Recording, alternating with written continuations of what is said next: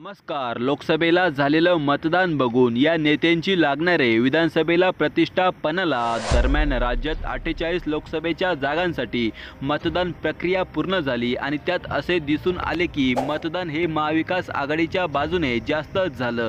त्यातलं महत्त्वाचं कारण उद्धव ठाकरे गट व राष्ट्रवादीत झालेली बंडखोरी. यातून जनतेच्या मनात प्रचंड सहानुभूती या निवडणुकीत दिसली आणि त्यामुळेच अजित पवारांनी नुकतेच वक्तव्य केले की विधानसभा मात्र जड जाणार. त्यामुळेच त्यांच्याच गटातले दिलीप वळसे पाटील, छगन भुजबळ, प्रफुल्ल पटेल या दिग्गज नेत्यांची प्रतिष्ठा या विधानसभेला नक्कीच धोक्यात आहे. तर शिवसेनेत बंड करून शिंदे गटातल्या नेत्यांची देखील आमदारकी धोक्यात दिसते.